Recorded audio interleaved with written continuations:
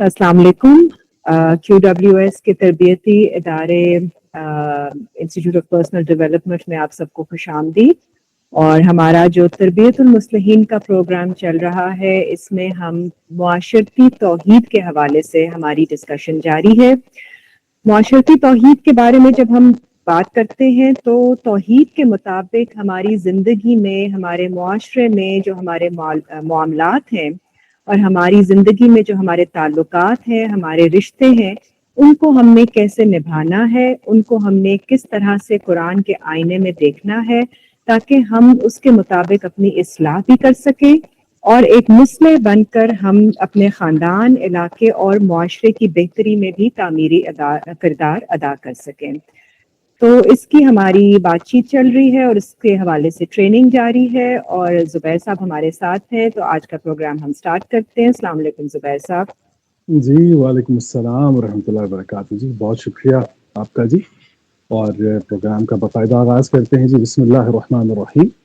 अल्लाहुम्मा अफ्तह ली फ़तहन मुबारकन मिन किताब मुबारक या फ़त्ताहु नरीम, आमीन या रब्बल आलमीन। और जैसा कि मैम आमना ने फरमाया कि पहले हमारा एक तौहीद का प्रोग्राम हो चुका है और आज का जो तौहीद का प्रोग्राम है ये माशरती तौहीद पर हम आज बात करेंगे। इससे पहले हमने घर में रिश्तों में तौहीद कैसे कायम होती है वो प्रोग्राम किया था, और आज का प्रोग्राम जो है वो घर से बाहर मुआशरा जो है, क्योंकि घर भी उसका हिस्सा है, उसमें तौहीद कैसे कायम हो सकती है और कैसे उस माशरे से मालूम होता है कि यहाँ पर तौहीद परस्त लोग रहते हैं, कैसे पता चलता है। तो इन तमाम तर मामलात की तरफ बढ़ने से पहले मैं एक छोटी सी याद दहानी करवाता चलूँ कि आपको याद होगा कि हमने इस्तग़फ़ार के एक प्रोग्राम में ये बताया था कि माशरा किसे कहते हैं, माशरा किसे कहते हैं।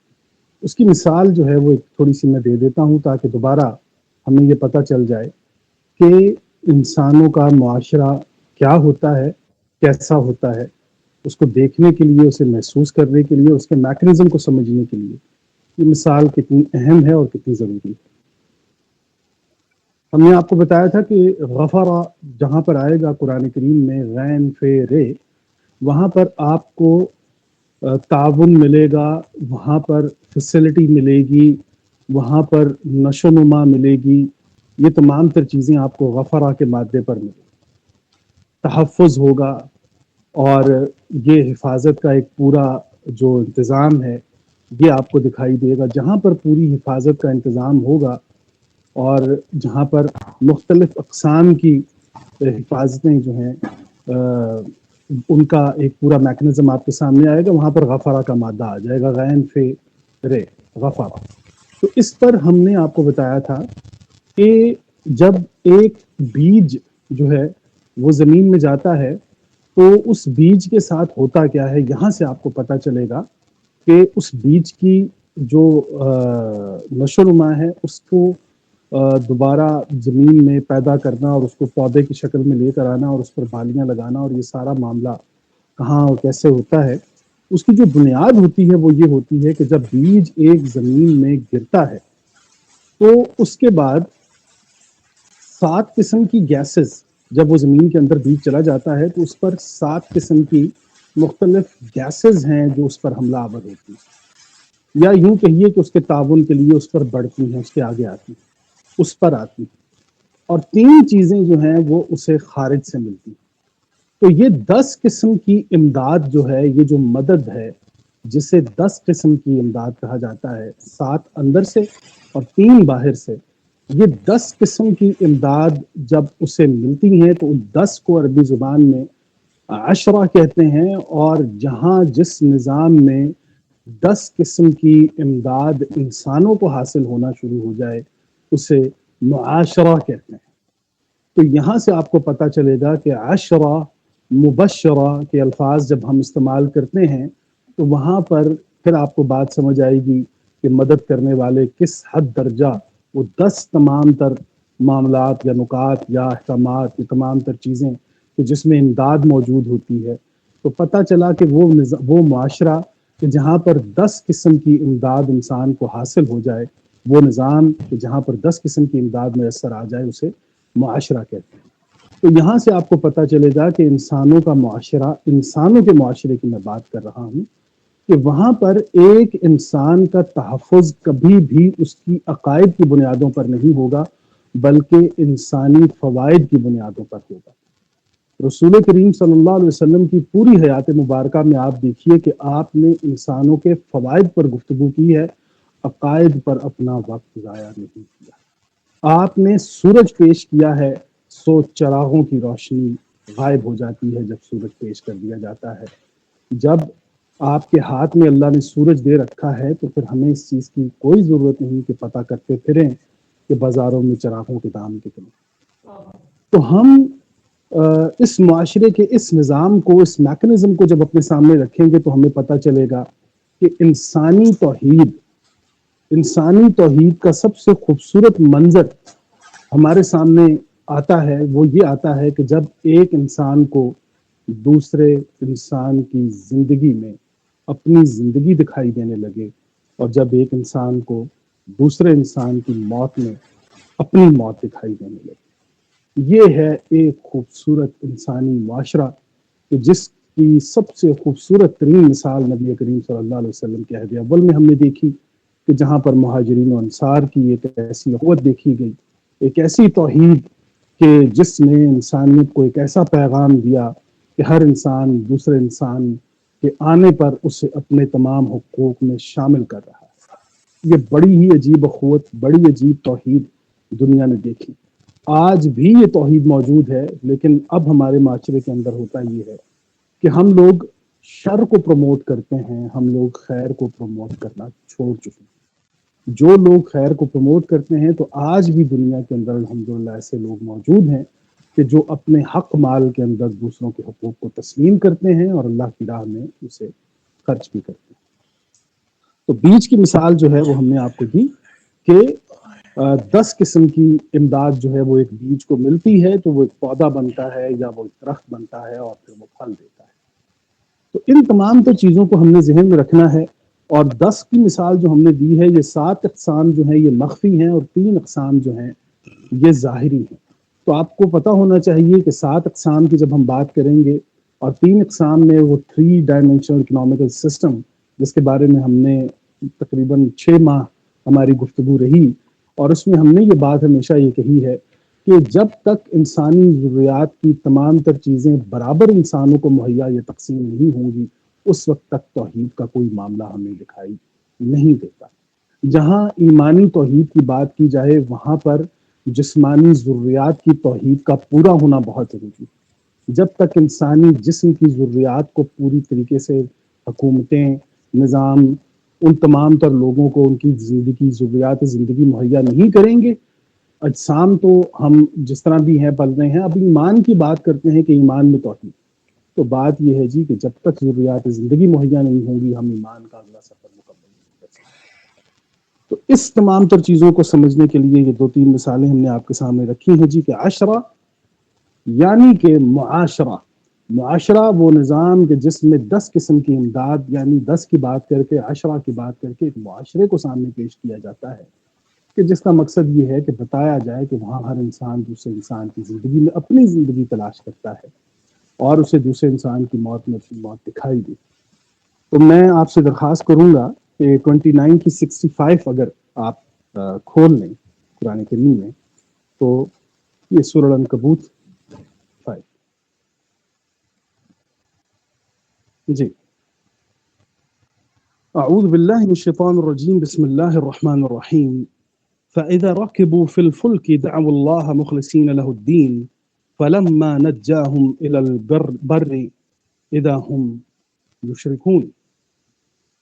ترجمہ: پھر جب لوگ کشتی میں سوار ہوتے ہیں تو اللہ کو پکارتے ہیں خالص مخلص ہو کر، مخلصین لہ الدین۔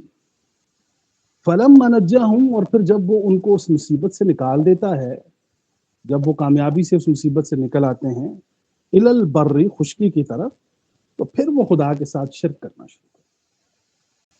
اس پر ہم نے بڑی طویل گفتگو کی تھی، مختصر میں اس کو دہرا دیتا ہوں تو دیکھیے قرآن یہ بتا رہا ہے کہ جب یہ کسی کشتی میں سوار ہوتے ہیں اور دوران سفر سمندر میں جب طوفان آتا ہے تو اس طوفان میں جب یہ گھر جاتے ہیں تو پھر یہ مخلصین اللہ الدین ہو جاتے ہیں. اب یہاں پر جو قرآن نے دین کی ڈیفینیشن دی ہے نا جی، کمال ڈیفینیشن، اس سے بڑی ڈیفینیشن میرے پاس نہیں. پہلے بھی ہم گفتگو کر چکے کہ دین میں اخلاص، اور اخلاص کیا ہے کہ ذرا تصور میں لائیں کہ ایک کشتی ہے اور اس میں چھوٹی کشتی ہے اور اس میں 4 لوگ جو ہیں وہ سوار ہیں اور طوفان آ گیا. تو اب یہ دیکھیے کہ وہ طوفان سے بچنے کے لیے وہ چاروں لوگ جو ہیں وہ چاروں کونوں پر کھڑے ہو کر اپنے اپنے چپو سنبھال لیتے ہیں، اور وہاں ہر انسان جو ہے وہ کوشش کی یہ ہوتی ہے کہ میں تیز رفتاری سے اس طوفان سے باہر نکل جاؤں نجات کے لیے، اور وہ چاروں جو ہے وہ مل کر ایک یک جان ہو کر اس پر زور لگاتے ہیں. اور زور لگانے کے بعد ان میں سے ہر انسان یہ جانتا ہے کہ اگر میری طرف سے طوفان، یہ پانی جو ہے کشتی میں داخل ہوا تو یہ میں مر جاؤں گا اور میرے ساتھ ساتھ یہ لوگ بھی مر جائیں گے. ہر انسان اپنے اپنے چپو کو اس قوت کے ساتھ چلا رہا ہے کہ وہ دوسروں کی زندگیوں میں اپنی زندگی دیکھ رہا ہے اور دوسروں کی موت میں اپنی موت دیکھ رہا ہے. تو پتہ چلا کہ دین کا اخلاص یہ ہے، دین کی تعریف یہ ہے کہ جو التزام آپ کو دیا گیا ہے وہ مثبت التزام کہ جس میں کسی انسان کو زندگی حاصل ہو جائے، اسے دین کہتے ہیں. دین اللہ کی ہم بات کریں کہ دین کہتے ہیں وہ التزام، وہ کمٹمنٹ کہ جو آپ نے زندگی میں کر رکھی ہے کسی انسان کی زندگی بچانے کے لیے، پھر چاہے وہ اہل و عیال ہیں، چاہے وہ آپ کی اپنی ہمت ہے کہ آپ کتنا ایکسپینڈ کرتے ہیں اپنے آپ کو اس دین کے اندر. دین اللہ میں تو آپ کی وسعت دیکھی جاتی ہے کہ بتائیے آپ کتنے وسیع ہو سکتے ہیں، کتنا ایکسپینڈ کر سکتے ہیں آپ اپنے آپ کو. اور یوں پھر خدا اس حوالے سے وہ ذمہ داریاں آپ کے اوپر ڈالتا چلا جاتا ہے. وہ کہتا ہے اور یہ خود ذمہ داریاں خود انسان ڈالتا ہے اپنے اوپر اپنی مرضی سے. لا یکلف اللہ نفسا الا وسعها. اور جو ہم نے بتایا تھا کہ تکلیف برداشت کرنے کا پیمانہ آپ کی وسعت ہے. آپ یہ بتائیے کہ آپ کتنے وسیع ہیں، آپ کتنی تکلیف برداشت کر سکتے ہیں. تو دین اللہ کے اندر جب ہم آئیں گے تو ہم یہ دیکھیں گے کہ دین اللہ میں ایک انسان ہے کہ وہ اپنی بیوی کا ذمہ دار ہے، اس نے اپنے آپ کو محدود کر دیا. ایک ہے وہ اپنے ماں باپ کا ذمہ دار ہے، اس نے محدود. ایک ہے وہ ماں باپ کو دیکھتا ہے، بیوی کو دیکھتا ہے، بچوں کو دیکھتا ہے، خاندان کو دیکھتا ہے. یہ دین اللہ کے اندر اب وہ ایکسپینڈ کرتا چلا جاتا ہے. وہ پھر محلے داروں کو دیکھنے لگا ہے، اب وہ یتیموں کو دیکھنے لگا ہے، وہ شہرداروں کو دیکھنے لگا ہے، وہ دوسرے ممالک میں بیٹھے دوسرے انسانوں کو دیکھنے لگا ہے. یوں وہ اپنے آپ کو ایکسپینڈ کرتا چلا جاتا ہے اور یہ دین اللہ ہوتا ہے. تو اس آیت میں مخلصین اللہ الدین کے الفاظ جو ہیں، یہ اخلاص آپ دیکھیے کہ اخلاص ہمارے ہاں وہ سورہ اخلاص جب پیش کی جاتی ہے تو پھر ہمیں یہ بتایا نہیں جاتا کہ اس میں اخلاص کا لفظ موجود نہیں ہے. تو اسے سورہ اخلاص کیوں کہا جاتا ہے؟ اس کو سورہ اخلاص کیوں کہتے ہیں؟ قل هو اللہ احد اللہ الصمد لم یلد ولم یولد ولم یکن اللہ کفوا احد. اس کو سورہ اخلاص کیوں کہتے ہیں؟ آپ کے پاس متحرک منبع، وہ جسے کہتے ہیں نا کہ آپ کے پاس فائنل اتھارٹی آپ کی ایک ایسی ہونی چاہیے جس کے لیے آپ تمام زندگی جتنے ایکشنز کریں گے آپ اس مرکز کے ساتھ جڑ کے کریں، اس ایک مرکزی اتھارٹی کے لیے کریں گے. یہ آپ کا اخلاص ہوگا اور اس کے اندر آپ کسی قسم کی کوئی بھی دھاندلی نہیں کریں. کیوں کہ آپ یہ جانتے ہیں کہ آپ جس معاشرے کے اندر ہیں، اس معاشرے کے اندر آپ انسانوں کے ساتھ جڑے ہوئے ہیں. آپ کسی موت کے کام میں مبتلا ہوں گے تو یہ معاشرے کی موت ہوگی. آپ کسی ہیلدی ایکٹیویٹی کے اندر آئیں گے، زندگی کے اندر آئیں گے تو معاشرہ زندہ ہو جائے گا. یہاں سے آپ کو پتا ہونا چاہیے کہ دین کیا چیز ہوتی ہے. تو ایک معاشرتی توحید کے لیے دین کا سمجھ آنا، اور میں نے آپ کو بتایا تھا مالک یوم الدین کے الفاظ جب ہم استعمال کرتے ہیں اور پھر یہ دین کی ان الدین عند اللہ الاسلام کی بات کرتے ہیں تو پھر ہمیں یہ پتا ہونا چاہیے کہ اللہ کے ہاں سلامتی سب سے بڑا، دین کی سب سے بڑی بنیاد سلامتی ہے. اور سلامتی کیا ہے؟ وہ رسول کریم صلی اللہ علیہ وسلم نے فرمایا کہ مسلمان وہ ہے کہ جس کی زبان سے اور ہاتھ سے دوسرے لوگ محفوظ ہیں. اس سے سادہ اور سمپل اور کوئی مثال ہو نہیں سکتی. تو ایک مسلم کا یوں اس انداز میں سامنے آنا، ایسا دین قائم کرنا کہ وہ دین کے جس میں دوسرے انسانوں کی زندگی ہو اور جس میں ہر انسان یہ تصور اور یہ یقین رکھے، اس بات کے اوپر ایمان رکھے کہ میری موت میں معاشرے کی موت ہوگی اور میری زندگی میں معاشرے کی اندر زندگی ہوگی، یہاں معاشرہ قائم ہے۔ تو دین، یہ آیت کیا تھی جی؟ فَإِذَا رَكِبُوا فِي الْفُلْكِ، وہ میں نے آپ کو یاد ہوگا ہم نے بتایا تھا کہ کشتی کے لیے دو الفاظ قرآن لایا ہے، ایک سفینہ ہے اور ایک فلک۔ فلک وہ کشتی ہوتی ہے جو طوفان میں ہوتی ہے، طغیانی کے اندر ہوتی ہے۔ قرآن بہت دقیق ہے اپنے الفاظ کو لے کر۔ دعو اللہ، اب یہ دعویٰ دائر کرتے ہیں۔ اب یہ دعویٰ دائر کرنے میں اور دعا کرنے میں ہم نے آپ کو بتایا تھا یہ فرق ہوتا ہے۔ عدالت میں آپ دعویٰ دائر ہی اس وقت کر سکتے ہیں جب آپ اس کے حقدار ہوتے ہیں۔ جس چیز کے آپ حقدار نہیں ہوتے اس کے لیے آپ عدالت میں جا کر دعویٰ دائر نہیں کر سکتے۔ تو قرآن نے آپ کو، آپ کے ایمان کو مد نظر رکھتے ہوئے آپ کو یہ اجازت دی ہے کہ دعویٰ دائر کیجئے۔ یہ خدا کا حق بنتا ہے کہ وہ کسی مصیبت میں آپ کو بچائے، لیکن کرنا آپ نے دعویٰ دائر ہے کہ جس کے اندر آپ حقدار ہوں۔ یہ نہ ہو کہ ساری زندگی دھاندلیاں کر کے، ساری زندگی لوگوں کے حقوق مار کے، ساری زندگی لوگوں کا حق کھا کر آپ پھر جب کسی طوفان میں پھنسیں اور خدا کو پکارنے لگے اور گمان آپ کا یہ ہو کہ آپ کا یہ دعویٰ قبول کر لیا جائے گا، یہ نہیں ہوگا۔ دعو اللہ مخلصین، تو پھر یہ دعوت، یہ پکارتے ہیں، دعویٰ دائر کرتے ہیں اللہ کے ہاں مخلصین لہ الدین، خالص ہو کر اس دین، اور دین کی تعریف میں نے آپ کو بتا دی ہے۔ اخلاص یہی ہے کہ ہر چیز خالص رہے، پھر وہ جان ہو، ایمان ہو، جہان ہو، ہر شے خالص ہو، یہ اخلاص ہے۔ فلما نجاہم، پھر وہ جب ان کو نجات دیتا ہے، الی البر اذا ہم یشرکون، یہ دوبارہ شرک کرنے لگتے۔ تو پھر یہاں سے ہمیں پتہ چلتا ہے کہ شرک کے اندر انسانوں کی موت ہوتی ہے اور مخلصین لہ الدین کے اندر انسانوں کی زندگی۔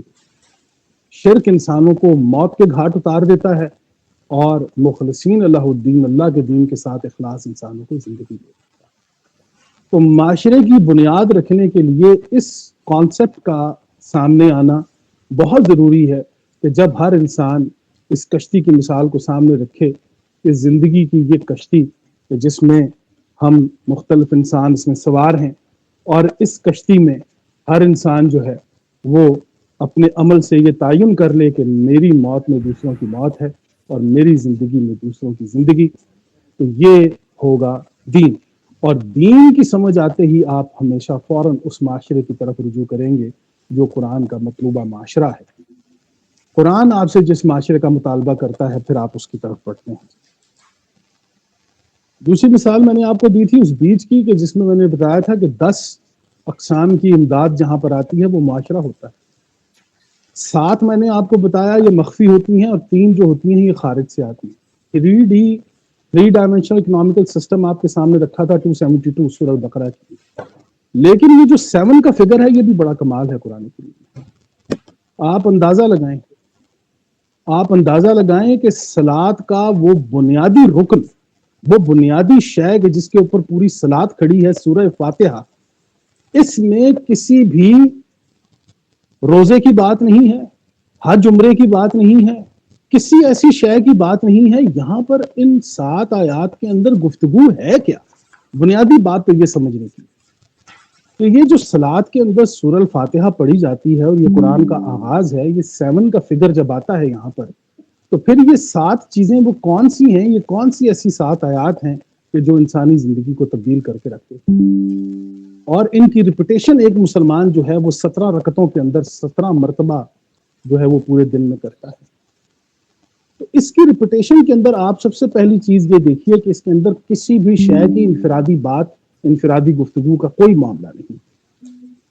ان 7 آیات کے اندر اجتماعی اجمالی گفتگو ہے، کمالی گفتگو ہے، جلالی گفتگو۔ تینوں روپ آپ دیکھیں گے اس سورہ فاتحہ کے اندر۔ الحمدللہ، وہ قوم، آپ یہ دیکھیے کہ فاتحہ کو اس نے منسوب کر دیا ہے حمدہ کے ساتھ، الحمدللہ۔ پورے قرآن کریم میں جہاں پر ہے میم دال آئے گا وہاں پر ریزلٹ اورینٹڈ بات ہوگی، گفتگو جو ہوگی وہ ریزلٹ اورینٹڈ ہو ہی نہیں سکتا کہ ہے میم دال کا مادہ آئے اور وہاں پر نتیجہ نہ آئے۔ تو پتہ چلا کہ فاتحین جس چیز پر عمل کرتے ہیں وہ ریزلٹ اورینٹڈ ہوتی ہے۔ یہ جو فاتحین ہوتے ہیں، یہ سورہ الفاتحہ پڑھنے والے، پہلی بات یہ ہے کہ یہ مغلوب نہیں ہوتے، نہ خدا ان کو مغلوب ہونے دیتا ہے. تو مغلوب ہوں گے وہی کہ جن کے ہاں یہ محض لفاظی کی حد تک تو یہ سورہ فاتحہ رہے، نفاذ کے نام سے یہ سورہ فاتحہ اٹھا لی جائے. تو نماز میں تو یہ سورہ فاتحہ دکھائی دے رہی ہے، نفاذ کے اندر یہ سورہ فاتحہ کہیں دکھائی نہیں دے رہی. الحمدللہ. تو ہم بتاتے ہیں کہ یہ تمام تر نتائج جتنے بھی ہیں یہ اللہ کے الحمدللہ رب العالمین. وہ رب ہے تمام جہانوں کا، اور وہ رب ہے تمام جاننے والوں کا. اب جس نے جاننا ہی نہیں ہے، عالمین کے دونوں ترجمے میں نے کر دیے ہیں کہ جہان بھی ہیں اور جاننے والے بھی عالمین ہیں. تو جو جاننے والے ہیں وہ تو یہ جانتے ہیں، جو نہیں جاننے والے وہ نہیں جانتے. الرحمن الرحیم، وہ نگران ہے اور مہربان ہے. الحمدللہ رب العالمین الرحمن الرحیم، وہ نگران بھی ہے مہربان بھی. اس نے کہا ہے کہ کوئی بھی عمل کرنے سے پہلے جو قوم، چاہے وہ ہندو مسلم سکھ عیسائی ہو، اگر وہ اس کی نگرانی کرتی ہے اور پھر مہربانی کرتی ہے تو یہ قوم کامیاب ترین قوم ہے.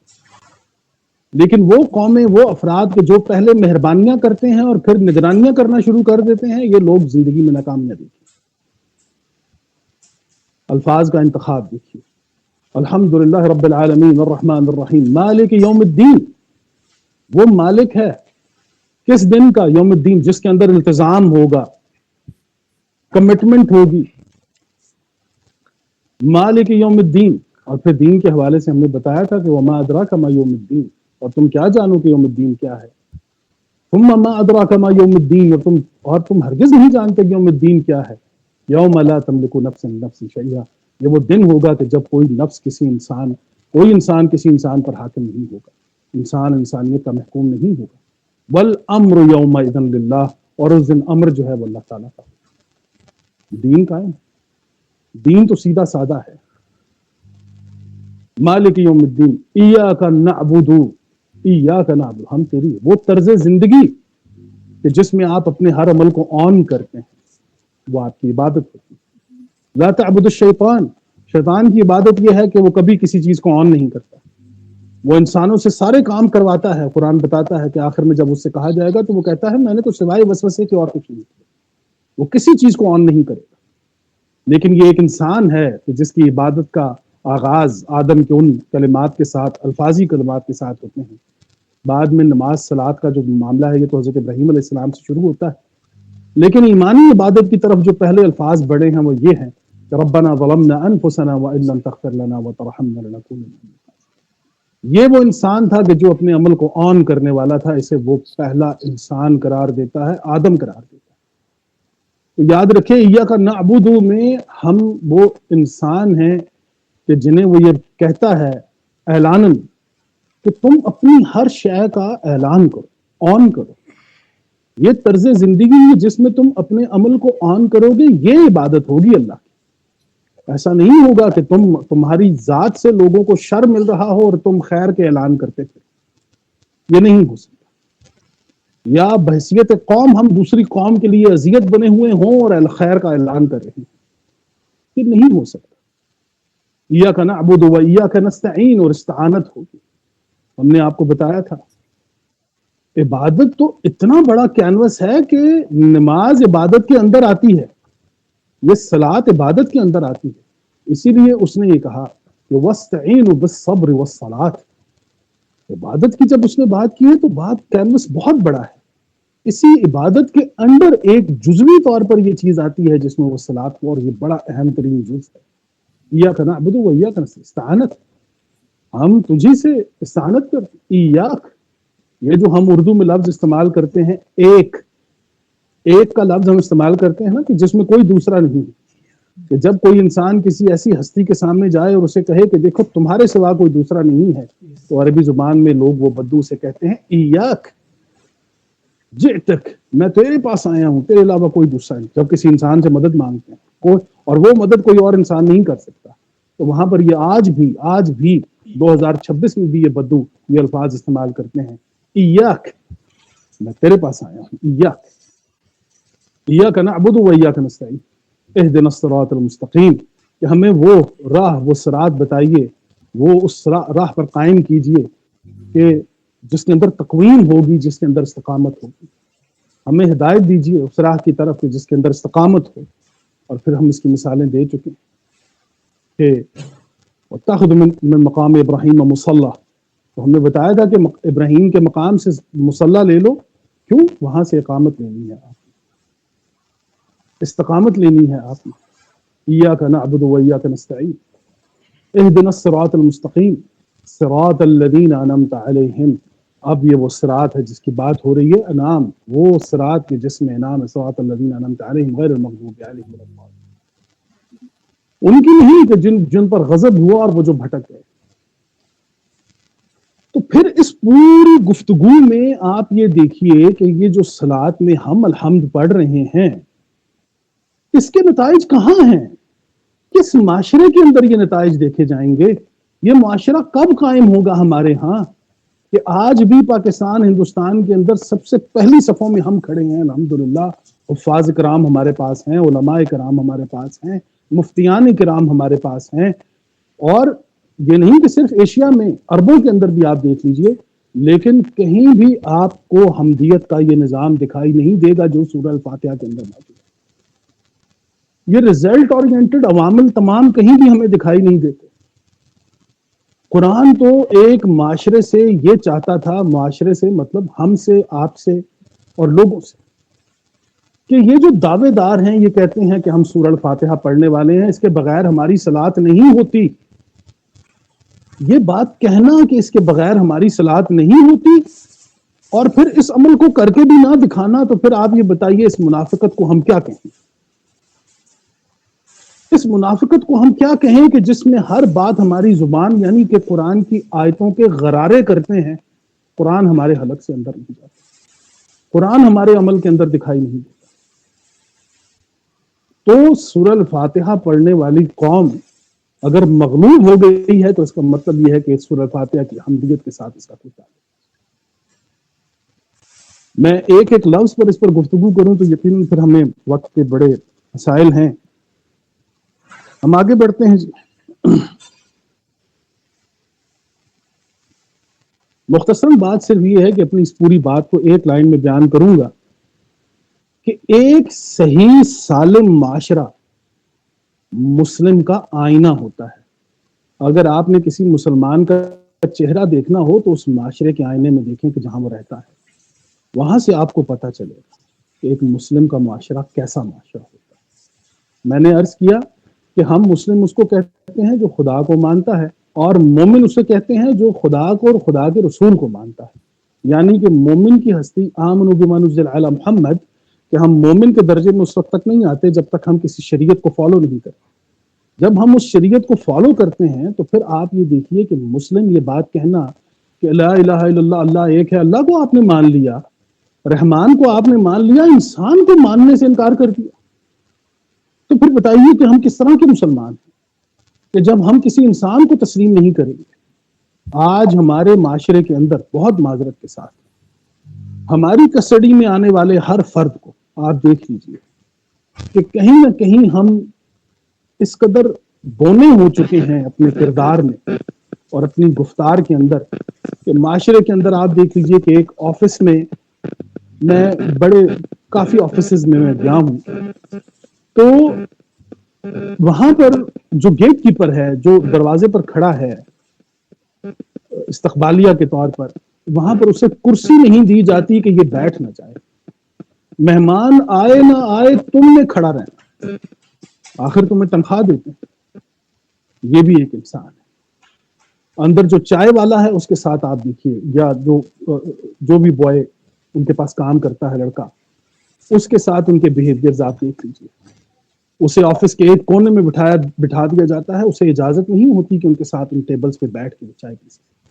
ٹھیک ہے، ہر معاملات ظاہر بات ہے اس کو میٹنگز میں نہیں لے سکتے، باقی تمام تر چیزوں میں ہر جگہ پر اس کو اپنے ساتھ نہیں بٹھا سکتے، لیکن لوگوں کی غیر موجودگی میں اسے یہ احساس تو دلوائیں کہ تم ہم جیسے ایک انسان ہو. ہم نے تمہیں یہ 20 30 40 50 ہزار روپے کی تنخواہ پر خرید نہیں لیا. وہ جو کام کرنے والی ہمارے گھروں میں آتی ہیں آپ دیکھ لیجئے، وہ کسی کی بیٹی نہیں، کسی کی بہن نہیں. اس کے ساتھ ہمارا رویہ دیکھ لیجئے. कितनी हजारों वीडियोस मौजूद हैं कि होटल्स में वो काम वालियों को साथ लेकर जाया जाता है, उन्हें या तो पिछली गाड़ी के डाले पर बिठा दिया जाता है, वहां बैठकर वो खा रही होती है, या वो बिल्कुल अलग से, बिल्कुल उसको अपने से अलग करके के माशरे के अंदर हम इस कदर, और नबी करीम सल्लल्लाहु अलैहि वसल्लम के अक़वाल पेश करते हैं हम लोगों के सामने कि हम रसूल करीम सल्लल्लाहु अलैहि वसल्लम की उम्मती हैं, वो रहमतुल्लिल आलमीन हैं, और फिर ये रहमत हमें रसूल की तो दिखाई देती थी, उम्मत के अंदर रहमत नाम का कोई शय हमें दिखाई दी। मैंने बताया था कि रसूल करीम के साथ मोहब्बत करने वाले तो रहमत के जरिए बताएंगे कि हम रसूल करीम से मोहब्बत करते हैं, और सोचना होगा कि क्या हम रहमत वाले हैं या जहमत वाले।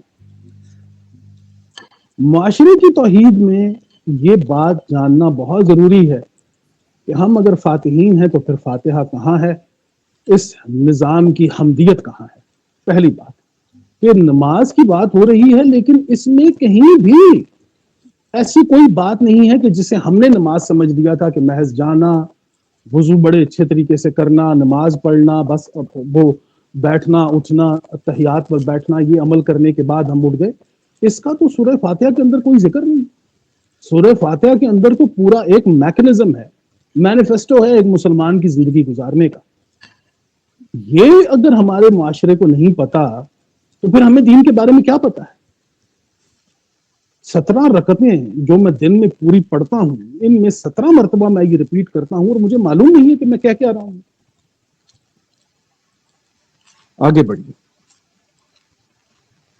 माशरत के लिए सूरह आले इमरान अगर आप खोल लीजिए, आयत नंबर 103, सूरह आले इमरान आयत नंबर 103, एहतियातन 102 को भी मैं साथ ले लेता हूं जी, क्योंकि मौजू हमारा इस तरफ आ गया है। औज़ु बिल्लाहि मिनश शैतानिर रजीम, बिस्मिल्लाहिर रहमानिर रहीम, या अय्युहल्लज़ीना आमनू। तो मैंने आपको बताया था कि या अय्युहल्लज़ीना आमनू जब आएगा तो ये तरबियत से, ईमान वालों को जब तरबियत से गुजारा जाता है तो या अय्युहल्लज़ीना आमनू के लफ्ज आएंगे, और आयत के आखिर में अगर मोमिनू के लफ्ज आएंगे तो फिर समझिए कि इन पर ये तरबियत से गुजर चुके हैं, अब ये अमली मामलात के अंदर आएंगे। तो अब ये देखिए कि कुरान करीम यहाँ पर अल्फाज डालेगा, या अय्युहल्लज़ीना आमनू तक़ुल्लाह, तकवा अख्तियार करो अल्लाह के जरिए, अल्लाह के जरिए तकवा अख्तियार करो।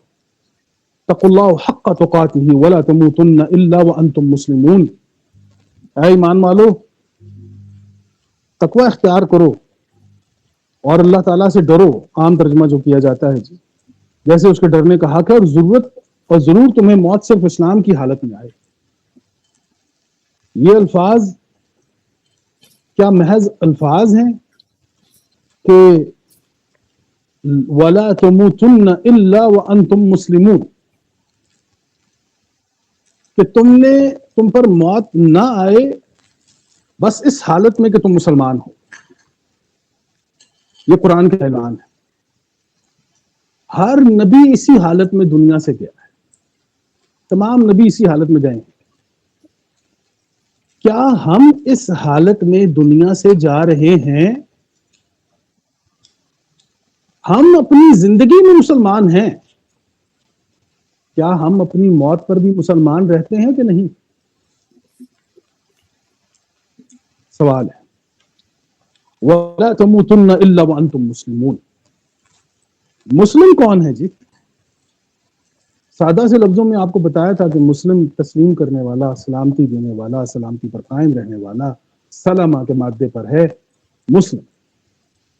लेकिन एक चीज जो हमें बहुत कम बताई गई है या बिल्कुल नहीं बताई गई, वो ये है कि मुसलमान वो होता है जिसका अल्लाह पर ईमान होता है। ये वो होता है कि जब वो दुनिया छोड़कर जाता है ना जी, तो फिर वो अपनी जात की से मंसूब हर शय, माल व मता, हर वो चीज वो जो उसकी विरासत में आती है, वो यकसा इंसानों में तकसीम कर जाता है। ज़हन में रखिए, रसूल करीम सल्लल्लाहु अलैहि वसल्लम दुनिया से जा रहे हैं तो पूछते हैं कि घर में कुछ है, तो फरमाया गया खजूरें हैं, चंद खजूरें, तो सदका करें, सदका करें। मुस्लिम استلم، تستلم، استلام، یہ تمام تر الفاظ جس مادے پر آئے ہیں، سونپنا. ایک مسلمان اپنا منصب، اپنا مال، اپنا سب کچھ دوسرے انسان کو سونپ کر خدا کے حضور حاضر ہو جاتا ہے، یہ مسلم ہوتا ہے. ہم اپنی زندگی میں مسلمان ہیں، ہم مسلمانوں کی زندگی گزارتے ہیں، اس میں ٹھیک ہے جی، اگر کسی کو توفیق ہوئی ہے کہ وہ اللہ کا حق نکال رہا ہے، وہ سب کچھ اس کا نظام بالکل دین کے مطابق، قرآن کے مطابق چل رہا ہے، کیا موت کے وقت بھی یہ کام اس نے کیا ہے کہ نہیں؟ یہ موت کے وقت اپنی چیزوں کی تقسیم، کس قدر محتاط ہے یہ انسان کہ جسے وہ کہہ رہا ہے وَلَا تَمُوتُنَّ إِلَّا وَأَنْتُمْ مُسْلِمُونَ، دیکھو تمہارے اوپر موت نہ آئے بس اس حالت میں تم مسلم ہو. کیوں؟ جو تمہارے ہاتھ خالی ہیں، اور خالی اس لیے ہے کہ جو کچھ تمہارے پاس تھا اب وہ تم نے انسانیت کو دے دیا ہے، یکساں عدل کے ساتھ، حق کے ساتھ تقسیم کیا ہے، ان کے حقوق کو تسلیم کیا ہے، تقسیم کیا ہے. Now you will become a Muslim. Now you are a great Muslim. کہ وہ اس کی زندگی بھی مسلمان اسلام پر گزری ہے، اور اب اس کی موت بھی اسلام پر آئی ہے. دل پر ہاتھ رکھ کر یہ بات سوچئے گا کہ آج اس دور میں دنیا سے جانے والے انسان جب وہ دنیا سے جا رہے ہیں، کچھ بہت سے لوگ ہوں گے جو اس وقت بستر پر بیماری کی حالت میں ہمارا یہ پروگرام سنیں گے. کچھ لوگ ہیں جو عمر کے اس حصے میں ہیں کہ اب انہیں لگتا ہے کہ وقت قریب ہے، تو پھر انہیں یہ سوچنا چاہیے کہ جو کچھ خدا نے ہمیں دے رکھا ہے، کیا اگر ہم زندگی مسلمانوں کی طرح گزار کے جا رہے ہیں تو کیا اب موت بھی میرے اوپر جب آئے گی تو میں وہی خدا کا مطلوبہ مسلم ہوں کہ جو استلام، جو کہ تسلم کر دیتا ہے، جو کہ دے دیتا ہے، سونپ دیتا ہے، دے کر آگے نکل جاتا ہے، خالی ہاتھ خدا کے سامنے پیش ہوتا ہے. معاشرے کے لیے اگلی آیت، اب یہ آیت ایک سوال ہم نے چھوڑ دیا ہے، اس کو سوچئے. آیت نمبر 103، اعوذ باللہ من الشیطان الرجیم، بسم اللہ الرحمن الرحیم، واعتصموا بحبل اللہ جمیعا ولا تفرقوا، اللہ کی رسی کو مضبوطی سے تھام. جمیعا، یہ جمیعا کے الفاظ بتا رہے ہیں کہ آپ کی یہ جو اللہ کی رسی ہوتی ہے یہ جماعت ہوتی ہے. جو لوگ اللہ کی جماعت کے ساتھ جڑتے ہیں وہ اللہ کی رسی کے ساتھ جڑ جاتے ہیں، اور اس رسی کو بنانے میں ہر مومن کا ایک دھاگے کی طرح کردار ہوتا ہے جو اس رسی کو مضبوط کرنے میں اپنا کردار ادا کرتا ہے. ایک دھاگا بن ولا تفرقوا، اور دیکھو فرقوں میں مت پڑنا. واذکروا نعمت اللہ علیکم اذ کنتم اعداء، اور یاد کرو واذکروا اللہ تعالیٰ کی اس نعمت کو کہ جو تم پر اس نے کی کہ تم جب دشمن تھے، فألف بین قلوبکم، پھر اس نے محبت ڈال دی ہے تمہارے دلوں کے اندر، فاصبحتم بنعمتہ اخوانا، اور پھر اس کی نعمت کے ساتھ تم اب بھائی بن گئے. وکنتم علی شفا حفرۃ من النار فانقذکم منها، اور تم بالکل آگ کے گڑھے کے کنارے پر پہنچ چکے تھے اور اس نے تمہیں بچا لیا. کذالک یبین اللہ لکم آیاتہ لعلکم تہتدون، اور اس طرح اللہ تعالیٰ آپ کے سامنے اپنی آیتیں بیان کرتا ہے کہ تاکہ ہدایت حاصل. بہت بڑی پرانی مثال کوئی نہیں دوں گا، صرف اپنی بات کروں گا. QWS کے اس چھوٹے سے، ہم تو خیمے جتنے لوگ ہیں کہ خیمے میں بھی پورے آ سکتے ہیں. 2 سال پہلے شروع ہونے والا یہ سفر کہ جس میں ایک ایک کر کے ہم لوگ شامل ہوئے، دیکھا، بلکہ سفر تو اس سے بھی پرانا ہے. ہم اپنے QWS کے لائیو ٹرانسمیشن سے بات اپنی شروع کریں گے. یہاں پر آپ دیکھیے کہ کوئی لاہور سے ہے، کوئی فیصل آباد سے ہے، کوئی راول پنڈی سے ہے، کوئی اسلام آباد سے ہے، کوئی پشاور سے ہے، کوئی کہاں سے، کوئی سندھ سے ہے، کوئی کراچی، یہ مختلف لوگ آپ دیکھیے جڑے ہیں. ایک دوسرے کا احترام، ایک دوسرے کی محبت، ایک دوسرے کا احساس. میں یہ سمجھتا ہوں کہ اس آیت کو قرآن کے یا رسول کریم کے تناظر میں تو ہم دیکھتے ہیں، ذرا اپنی زندگیوں کے تناظر میں دیکھ لیجیے کہ خدا نے ہم پر کتنا بڑا فضل کرم کیا کہ ہم نے بہت سی چیزوں میں اپنے آپ کو بدل لیا، ہم نے بہت سی چیزوں کے اندر وسعت پیدا کر لی. اب ہمارے ہاں نظریات کے اوپر ہم نے جھگڑنا چھوڑ دیا، اب ہم نے عقائد پر ایک دوسرے کے ساتھ نفرت کرنا چھوڑ دیا، اب ہم فوائد کی بات کریں، اب ہم اس چیز سے گزر چکے ہیں کہ میرے ساتھ بیٹھا ہوا انسان اگر بھوکا ہے تو وہ کھانا کھائے گا، میں اس سے نہیں پوچھوں گا کہ تم کون۔ ہم ان تمام تر چیزوں سے آگے جا چکے ہیں الحمدللہ، اور میں سمجھتا ہوں کہ ہم بھی تو شاید کسی گڑھے پر کھڑے ہوئے تھے، وہ آگ کا گڑھا جس میں اگر ہم گر جاتے تو ہماری زندگیاں تباہ ہو جاتی، لیکن اللہ کا یہ فضل اور کرم ہوا کہ الحمدللہ کوشش یہ رہی کہ یہاں اس گروپ کے اندر ہر انسان دوسرے انسان کا احترام دل سے کرے، ایک دوسرے انسان کے ساتھ دل سے عزت کرے، دل سے اس سے محبت کرے، اسے اپنی ایک فیملی کا ممبر سمجھے، ایک دوسرے کے قریب آئے ہیں۔ آج الحمدللہ چلتے چلتے اس جگہ پر آ گئے ہیں کہ خدا نے بڑا کرم اور فضل کیا کہ الحمدللہ عقائد سے نکل کر فوائد کی طرف آئے ہیں، نفاذ کی باتیں کرنے سے پہلے اب نفوس کی تیاری کر رہے ہیں، اور انشاءاللہ تعالی جہاں پر پاک نفوس پیدا ہو جائیں وہاں پر معاشرہ پاک نفاذ لے آتا ہے۔ ہماری کوشش یہ ہے کہ ہم زحمت کے بجائے رحمت کی طرف بڑھیں، اور یہ اللہ کا ہم پر فضل اور کرم ہے الحمدللہ، یہ اللہ تعالیٰ کی ہی ہدایت ہے۔ تو یہ آیتیں ہیں اللہ تعالیٰ کی جسے ہم موجودہ زندگی میں بھی دیکھ سکتے ہیں اور سابقہ زندگی میں بھی کہ رسول کریم صلی اللہ علیہ وسلم نے کس قدر محنت اور محبت کی ہوگی، اور کیسا یہ معاشرہ یا ایسے لوگ یا ایسا گروپ تیار کیا ہے کہ جو ایک دوسرے پر جانیں قربان کرنے کے لیے تیار ہے۔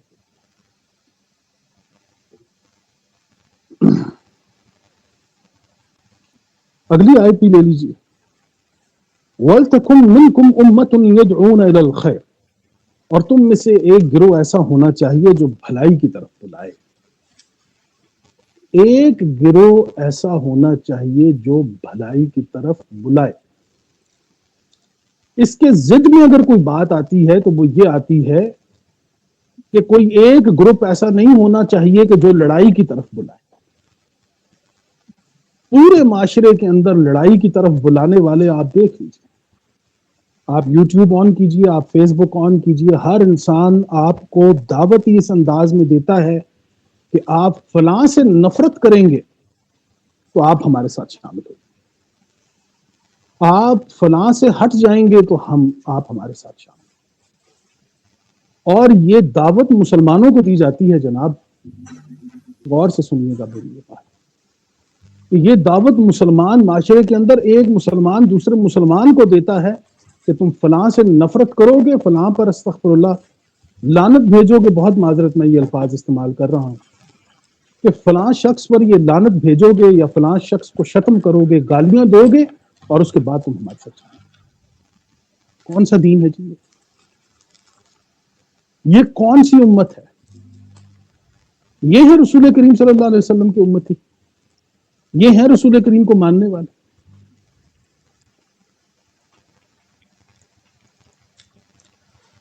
وَلَا تَكُن مِّنْكُمْ أُمَّةٌ يَدْعُونَ إِلَى الْخَيْرِ، اور پھر تم میں ایک جماعت ایسی ہونی چاہیے جو بھلائی کی طرف آ جائے۔ اس کا تعلق بھلائی کے ساتھ ہوگا، وہ سب کی بھلائی سوچے گی، اور آج آپ بھلائی کی بات کریں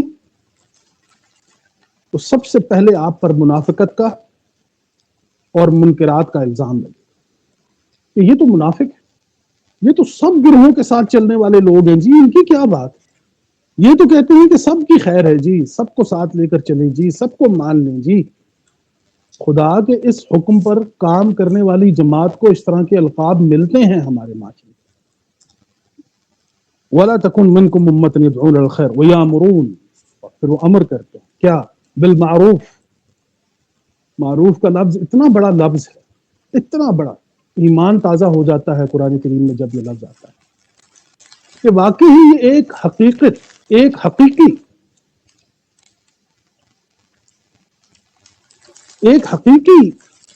خدا، ایک حقیقی خالق، اس پر ایمان ہزار گنا بڑھ جاتا ہے جب وہ انسان کو یہ اختیار دیتا ہے کہ تم اپنے معاشرے کے اندر بہتری لانے کے لیے بہترین قوانین متعارف کرواؤ۔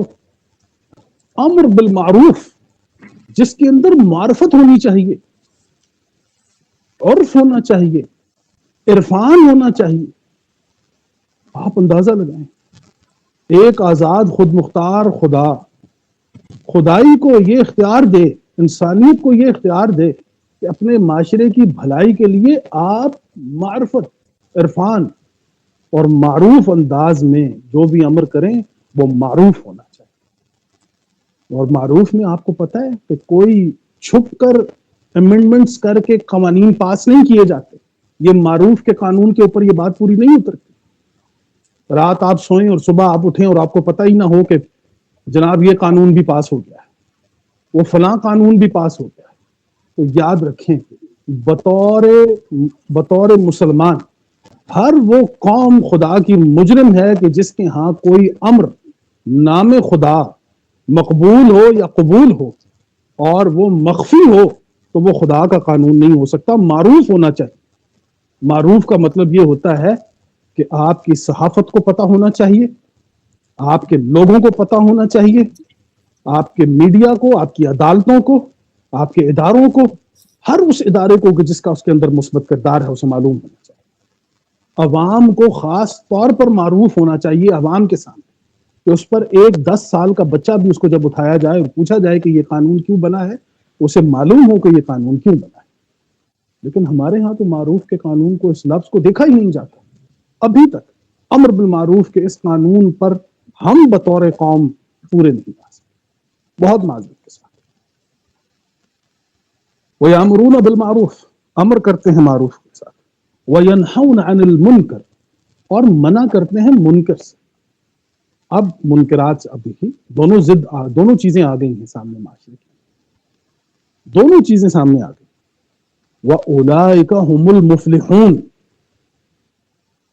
اور وہ یہ ہوں گے فلاح کرنے والے، یہ ہوں گے فلاح کرنے والے۔ اب معذرت کے ساتھ دوبارہ دل پر ہاتھ رکھیے، حی علی الفلاح کی صدا پر مسجد کی طرف بھاگنے والے جتنے بھی میری طرح کے مسلمان ہیں، میں خود بھاگتا ہوا جاتا ہوں، میں تو یہ بات سوچنے پر مجبور ہوں کہ جس فلاح کی خاطر میں مسجد میں جا رہا ہوں اور جس مسجد میں یہ آیتیں پڑھی جا رہی ہیں، تو خدا کے نزدیک جو مفلحون ہیں وہ تو یہ ہیں کہ یأمرون بالمعروف وینہون عن المنکر، وہ امر دیتے ہیں معروف کے مطابق اور منع کرتے ہیں منکرات کے ساتھ۔ ہمارے ہاں منکرات سے منع تو ایک طرف ہے جی، اب اس پر بات کرنے کی بھی اجازت نہیں، معروف چیز پر بات کرنے کی اجازت نہیں ہے۔ حی علی الفلاح کی آواز پر میں بھاگتا ہوں مسجد کی طرف، لیکن اس آیت سے بھی بھاگتا ہوں جو آیت مجھے بتا رہی ہے اولئک ھم المفلحون، یہ ہیں فلاح کرنے۔ ساری زندگی گزر گئی ہے خدا سے فلاح مانگتے ہوئے، ساری زندگی۔ قرآن کی یہ آیت ہمیں یہ نہیں بتا رہی، ہمیں سمجھ نہیں آ رہی کہ یہ قرآن کی آیت کا اس کا مطالبہ کیا ہے ہم سے۔ آپ میں ایک جماعت ہونی چاہیے جو بھلائی کی طرف بلائے، اور یامرون بالمعروف امر کرے، آرڈرز، وہ معروف آرڈرز جو مطلوبہ نقصانات اور خساروں کو اس کا خمیازہ ہو، اس میں اس کی اصلاح ہو، وہ اس کے اوپر چھا جائے، اور وہ منکرات کے انکاری ہو، منکرات سے منع کرنے والے، یہ ہیں فلاح والے۔ ضرورت نہیں ہے جی کسی کی بات کرنے۔ آیت نمبر 105 بھی اگر آپ اجازت فرمائیں، معذرت میں ایک آیت لینی تھی لیکن وہ موضوع ہمارا کچھ اس طرح ہے کہ جس پر اگر آپ اجازت فرمائیں تو میں آیت نمبر 105 لے لیتا ہوں۔ جی ضرور پلیز۔ جزاک اللہ۔ بسم اللہ۔ وَلَا تَكُونُوا كَالَّذِينَ تَفَرَّقُوا، یقین کیجئے بات ہماری ہو رہی، سمجھ آ رہی، جن کے لیے ہوئی تھی ان کو بھی معلوم ہے، جن کے لیے ہوگی انہیں بھی پتہ لگ جائے گا۔ آج ہمارے معاشرے میں وَلَا تَكُونُوا كَالَّذِينَ تَفَرَّقُوا، اور اس کی طرح نہ ہو جانا کہ جو فرقوں میں پڑ گئے، وَاخْتَلَفُوا، اور پھر اختلاف کیا، مِن بَعْدِ مَا جَاءَهُمُ الْبَيِّنَاتُ، ہر چیز مبینہ طور پر ان کے سامنے آ گئی اور پھر انکار کر دیا۔ پتہ نہیں ایسے معلوم ہوتا ہے کہ یہ آیت، یہ قرآن آئینہ بن گیا ہے اور اپنی شکل اس میں دکھائی دے رہی۔ لا تکون کالذین تفرقوا، ان کی طرح نہ ہو جانا جو متفرق ہو گئے، وقت اختلاف کیا، من بعد ما جاءهم البینات، جب ان کے سامنے مبینہ طور پر ہر چیز بیان کی ہے، واولئک لهم عذاب عظیم، اور یہ وہ ہیں کہ جن کے لیے ایک عظیم عذاب ہے۔ تو بتانے کی ضرورت تو نہیں ہے کہ ہم شاداب میں مبتلا ہیں، شادابی میں مبتلا ہیں یا عذاب میں مبتلا ہیں، ہم شاداب ہیں یا عذاب ہیں، یہ بتانے کی ضرورت تو نہیں ہے۔ تو قرآن کریم جس معاشرے، جو مطلوبہ معاشرہ ہے قرآن کریم کا، اس کے اندر تو پھر یہ ساری چیزیں انکلوڈ ہیں۔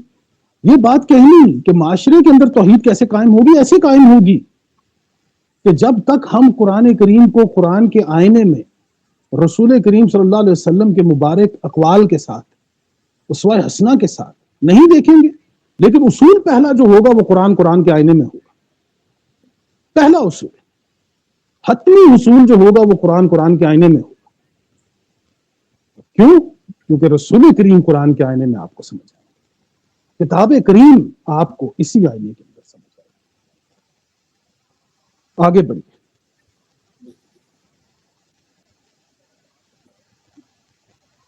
میں تو سمجھتا ہوں کہ آیتیں تو اور بھی تھیں، لیکن اگر ہم سورہ نساء آیت نمبر 36 لے لیں تو یہ 3-4 آیتوں پر بات کرتے ہیں جو کہ بڑی اہم ترین ہیں، جن کا تعلق اس معاشرے کے ساتھ ہے۔ اور پھر سورہ نساء میں آنے کا مقصد بھی یہی ہے کہ اگر ایک کو یہ آیتیں سمجھ آ جائیں تو ایک امت کو آیتیں سمجھانے میں آسانی ہو جائے گی۔ اگر ایک کو یہ بات سمجھ آ جائے، اور ہے یہ سورہ نساء میں 36 سے لے لیں۔ اعوذ باللہ من الشیطان الرجیم، بسم اللہ الرحمن الرحیم، وَاعْبُدُوا اللَّهَ وَلَا تُشْرِكُوا بِهِ شَيْئًا، اور اللہ کی عبادت کرو۔ پھر عبادت میں نے آپ کو بتایا کہ وہ طرز زندگی کے جس میں آپ آن کریں اپنے عمل، وَلَا تُشْرِكُوا بِهِ شَيْئًا، اس میں کسی قسم کا کوئی شرک نہ کرو۔ اور شرک ہم آپ کو بتا چکے ہیں کہ شرک کا اولین نقصان اگر کسی کو ہوتا ہے تو وہ حضرت انسان کو ہوتا ہے، رحمان کو ہمارے شرک سے کوئی فرق نہیں۔ وَبِالْوَالِدَيْنَ إِحْسَانًا، اور اس کا مطلب یہ ہرگز نہیں ہے، یہ بھی میں بتا دوں کہ ہم خدا کے ساتھ شرک کرنا شروع کریں۔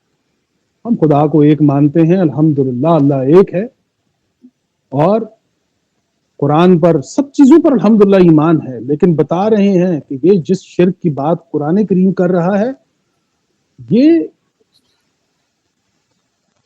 ایمانی طور پر اگر آپ کو سمجھ آ گیا ہے تو ایمان میں تو سمجھ آ گیا، جہان میں سمجھ کیوں نہیں آ رہا؟ تو جہان میں جب ہم دیکھیں گے تو پتہ چلے گا کہ یہ وہ دھاندلی ہوگی، جو کرپشن ہوگی، جس میں دوسرے انسانوں کے لیے موت ہے، یہ شرک، یہ شرک ہے۔ وَاعْبُدُوا اللَّهَ وَلَا تُشْرِكُوا بِهِ شَيْئًا وَبِالْوَالِدَيْنِ إِحْسَانًا،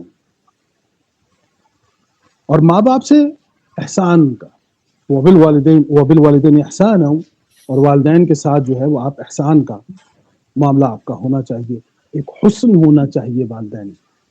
اور میں نے آپ کو بتایا تھا کہ والدین والابوے، ان دونوں میں قرآن کریم فرق کرتا ہے۔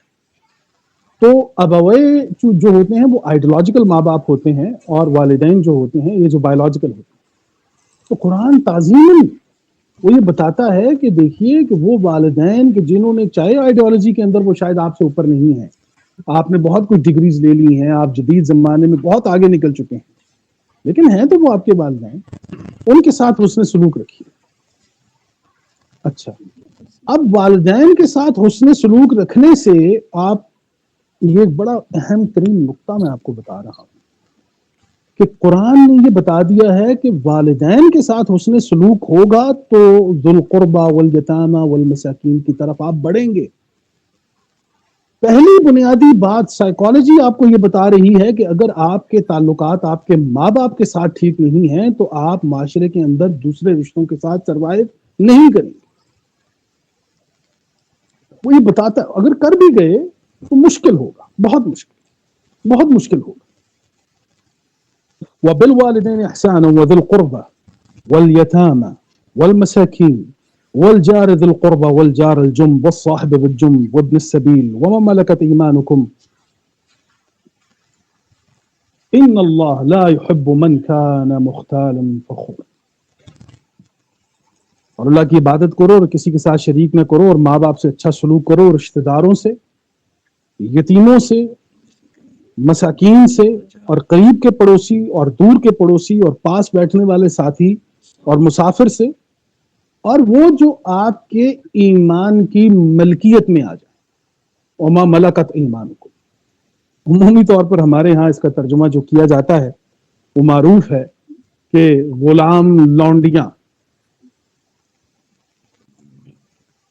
ذرا اس لفظ کے اندر نفرت دیکھیں آپ اور محسوس کریں کہ کسی مرد کے لیے اگر یہ لفظ بول دیا جائے تو وہ دوسرے مرد کو مارنے کے لیے تیار ہو جائے۔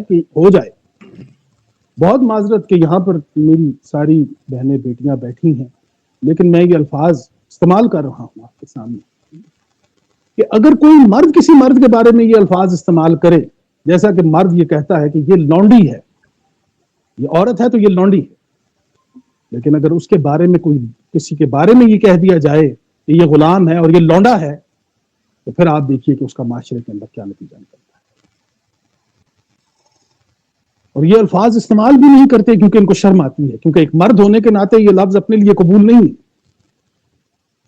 لیکن اس کے اندر جو حقارت اور نفرت ہے اس لفظ کے اندر، انسانیت کی جو تذلیل ہے، میں اس کے بارے میں کبھی اللہ نے موقع دیا تو میں آپ کو بتاؤں گا۔ صرف اتنی بات جان رکھیے کہ وما ملکت ایمانکم، ایمان کی ملکیت کی، آپ کے ایمان کی ملکیت کے اندر آ گئے۔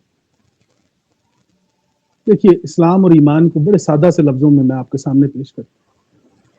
5 وقت کی صلات ہم لوگ پڑھتے ہیں، یہ اسلام ہے۔ اسلام میں 5 وقت کی، کچھ لوگ ہیں وہ قرآن کہتا ہے کہ دائمون، وہ صلات کی دائمی حالت کے اندر ہوتے ہیں۔ قرآن کے اندر آتا ہے دائم، ان کی صلات جو ہوتی ہے دائمی صلات کے اندر، صلات کی حالت میں ہوتی ہے، وہ 5 وقت کی حالت سے بہت بلند ہوتے ہیں۔ یہ جو ان کو دائمی صلات کی حالت میں لے کر جاتی ہے یہ ان کا ایمان ہے، لیکن جو ایک سیٹلڈ کرائٹیریا کے اوپر عمل کر رہے ہوتے ہیں، 5 وقت کی نماز ہے وہ 5 ہی پڑھ رہے ہیں، تو یہ اسلام ہے۔ اسلام سے بڑھ کر آگے وہ جو رحمان اور انسان کا تعلق ہوتا ہے نا جی، یہ ایمان ہوتا ہے، اور یہ بتدریج بڑھتا ہے۔ ہر انسان اس سے اپنے آپ کو، اپنا اور اپنے رب کے رشتے کو مضبوط کرتا ہے، یہ ایمان ہوتا ہے۔ اب ایمان کے اندر وہ عورت کہ جو کل تک کسی انسان، پرانے ادوار کی میں بات کروں گا رسول کریم سے پہلے، کہ وہ عورت کہ جو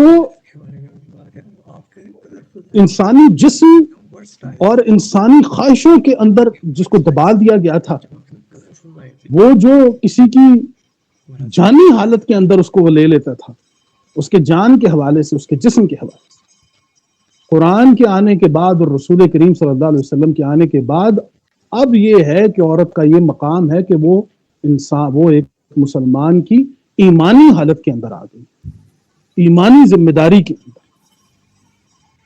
ابھی تک تو بڑے میں نے لوگوں سے یہ بات پوچھی ہے کہ ما ملکت ایمانہن، جب یہ خواتین کی ما ملکت ایمانہن فیمینن کے اندر جب یہ آتی ہے تو پھر اس کا ترجمہ آپ کیا کریں گے؟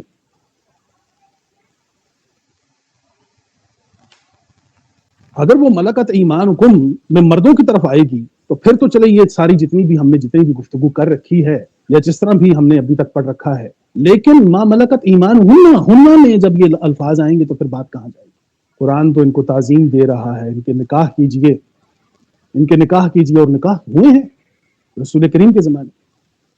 ملکت، خیر موضوع ہمارا ہٹ جائے گا، وما ملکت ایمانکم، اور وہ جو کچھ بھی آپ کے ایمان میں آ جائے، اب پھر وہ انسان ہو، سامان ہو، جہان ہو، جو کچھ بھی ہے وہ آپ کی ایمانی حالت کے اندر آ گیا ہے، اب فیصلہ کرنے میں بہت احتیاط کیجئے گا، بہت احتیاط کیجئے گا۔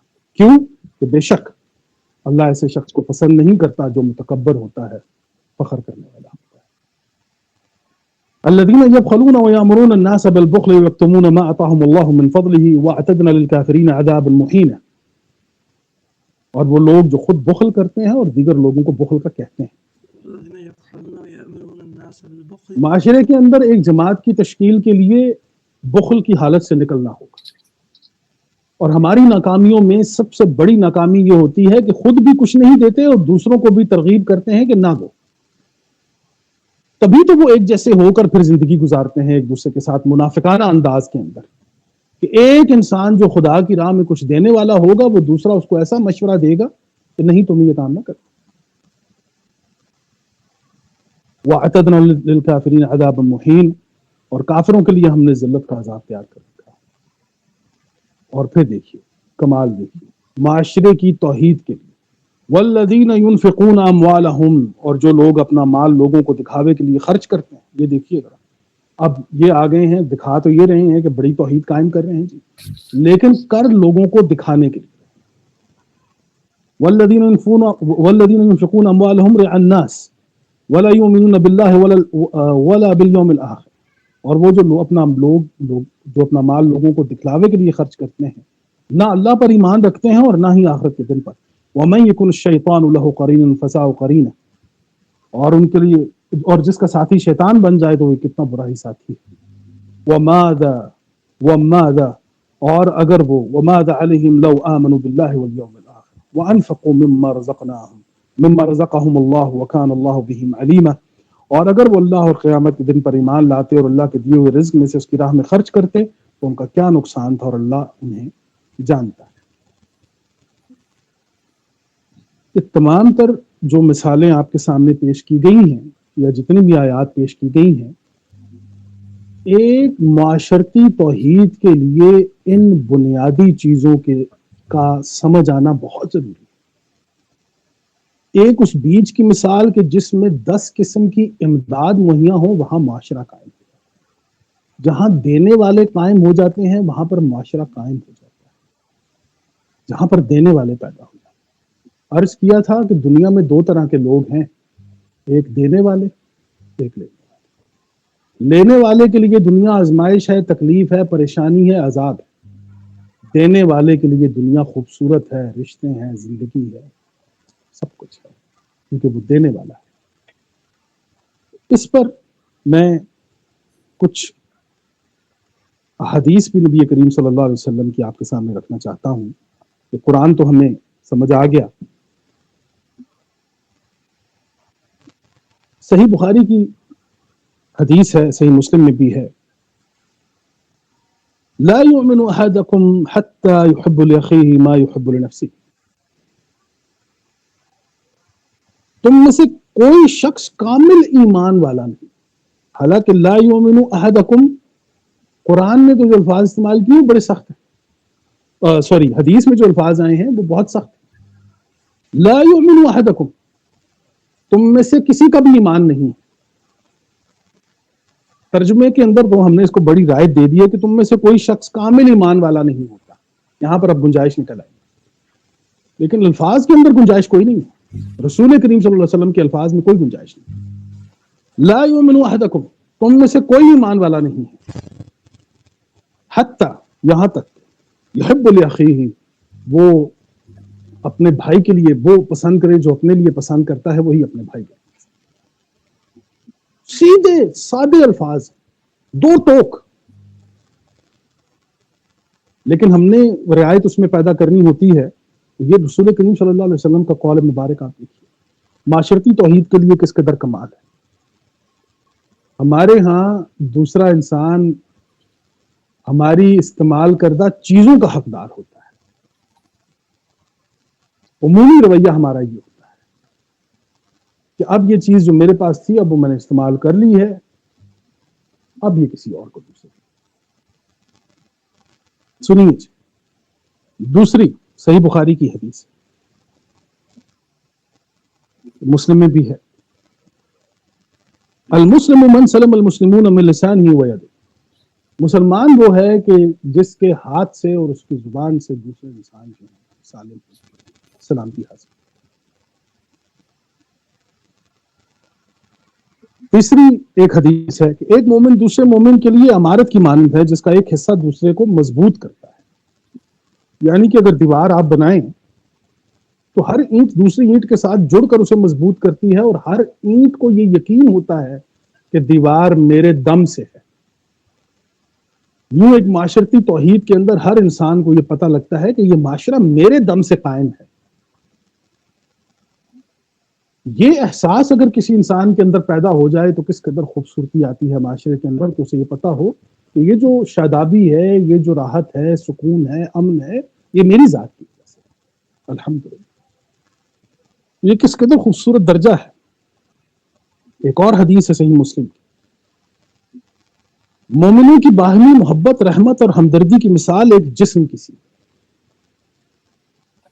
اور میں نے آپ کو بتایا تھا کہ اعضاء میں اور اجزاء میں یہی فرق ہوتا ہے کہ اعضاء میں کوئی بھی چیز، انگلی جو ہے وہ انسان کے جسم سے الگ ہو جائے تو وہ زندہ نہیں رہتی اگر وہ کٹ جائے. کوئی شے اعضاء میں جب وہ اس میکانزم سے الگ ہوتی ہے وہ زندہ نہیں رہتی. ایک مومن کے لیے یہ چیز ہے. صحیح بخاری صحیح مسلم کی حدیث ہے، بہت ہی اتنے بڑے الفاظ ہیں کہ میں آپ کو بتا نہیں سکتا. حدیث میں آتا ہے کہ جبریل مجھے مسلسل پڑوسی کے بارے میں وصیت کرتے رہے، یہاں تک کہ مجھے گمان ہوا کہ وہ اسے وارث بنا دیں گے. معاشرتی توحید کے لیے پڑوسی کے ساتھ بہترین حسن سلوک آپ کے فرائض میں ہونا چاہیے. جو لوگ اپنے پڑوسی کی زندگی میں بدسکونی پیدا کرتے ہیں، اپنے پڑوسی کے ساتھ بد اخلاقی کرتے ہیں، اپنے پڑوسی کا خیال نہیں رکھتے، ان کا رسول کریم سے کوئی تعلق نہیں، ان کا کتاب کریم سے کوئی تعلق نہیں، ان کا اللہ کریم سے کوئی تعلق نہیں. قرآن نے تو قریب کے پڑوسی کی بھی بات کی ہے اور بعید کے، دور کے پڑوسی کی، یعنی محلے داری کے بڑا احتیاط، بڑی احتیاط کرنی ہوگی. حدیث تو خیر کافی میرے پاس ہیں. تو آج کے پروگرام میں بنیادی ہماری جو بات ہے وہ یہ ہے کہ ہمارا نظام وہ آئینہ ہے کہ جس میں ہم یہ دیکھ سکتے ہیں کہ کیا یہ مسلم معاشرہ ہے، کیا یہ معاشرہ مسلمانوں کا معاشرہ ہے بطور نظام. اور پھر میں نے بتایا کہ وہ اخوت چاہیے، وہ محبت چاہیے، وہ اخلاص فی الدین چاہیے کہ جس میں جب آپ کی کشتی کسی طوفان میں پھنسے تو ہر انسان جو کمٹمنٹ اس نے دے رکھی ہے، جو کر رکھی ہے، وہ اس کمٹمنٹ کو پورا کرے. پھر وہ جس ادارے کے اندر بھی اپنی کشتی چلا رہا ہے اسے اپنے اداروں کی اس کشتی کو اس کی طرف سے کوئی مصیبت پریشانی اس معاشرے کے اندر نہیں آنی چاہیے. اس مثال کو سمجھیں. یہ پاکستان بھی ایک کشتی ہے جو اللہ تعالیٰ نے آپ کو دے رکھی ہے. یہ ملک بھی ایک کشتی ہے. آج ہم اس کشتی میں سوار ہیں، لیکن آپ یقین کیجئے جو اس میں سوار ہے یا تو وہ چھلانگ لگا کر دوسری کشتیوں کی طرف چل پڑا ہے، اور جو موجود ہیں وہ مسلسل اس میں سوراخ کر رہے ہیں. یہاں مخلصین اللہ الدین کا کوئی تصور نہیں. یہاں پر شرک اپنے عروج پر ہے. آج بھی اگر ہم توبہ کریں، مخلصین اللہ الدین ہو جائیں، دین کے اخلاص ہو ہماری ہر بات کے اندر، خدا ہمیں ہماری اس کشتی کو طوفانوں سے نکال کر لے جائے گا، ہمیں وہ کنارے تک لے جائے گا، وہ نجات ہمیں مل جائے گی. تو ایک تو معاشرے میں ہم نے اس کشتی کی مثال کو سامنے رکھنا ہے. اپنی زندگی میں اپنے پڑوسی، اپنے بھائی، اپنے رشتہ داروں، شہرداروں اور دوسرے انسانوں کی زندگی کو تلاش کریں، اور اپنی موت میں ان کی موت کو محسوس کرنا ہے کہ اگر میں نے یہ کیا تو پھر دوسرا کا نقصان. دین اللہ کے اندر دوسروں کے نقصان کا کوئی تصور نہیں ہے، اور اگر ہوتا گیا تو یہ شرک ہے. وہ کہتا ہے جب میں ان کو نجات دیتا ہوں، خشکی پر لے کے جاتا ہوں تو شرک کر دیں. شرک کیا ہے؟ متفرق ہونا. دین کیا ہے؟ یکجا ہو جانا. یکجا ہو جائیں، اکٹھے ہو جائیں گے، دین اللہ ہے. متفرق ہوں گے تو شرک کی طرف چلے گا. تو معاشرتی توحید کے لیے یہ سارے نکات بڑے اہم تھے. جی اللہ کریم آپ تمام احباب کو اپنی رحمتوں برکتوں میں محفوظ رکھے. اور یہاں تک ہمارا پروگرام جو ہے وہ اپنے اختتام کو پہنچا. جزاکم اللہ خیر. السلام علیکم. جی بہت شکریہ زبیر صاحب، آپ نے ماشاءاللہ بہت تفصیل کے ساتھ اور آیتوں کے ساتھ معاشرتی توحید کے حوالے سے جو ساری آیتیں بھی ہم نے دیکھی اور جو ساری بات چیت ہوئی ہے اس لیکچر کے اندر، بہت ہی تفصیل کے ساتھ اور وضاحت کے ساتھ ہمیں سمجھ میں آ گئی ہے کہ کس طرح سے جماعت مسلمین کو اگر اصلاح کرنی ہے، مصلحین بننا ہے، تو پھر ان کو کس طرح سے اپنے آس پاس کے لوگوں کے ساتھ تعلقات رکھنے ہیں، معاملات رکھنے ہیں، معاشرہ کس طرح سے ترتیب پائے گا، اس کا نظام جو ہے اس کو خود دیکھ کر پتہ چل جانا چاہیے کہ یہ تسلیم کا نظام ہے، تقسیم کا نظام ہے، یہ مسلم معاشرہ ہے۔ بہت شکریہ جی، آج کا پروگرام اینڈ کرتے ہیں جی، اللہ حافظ۔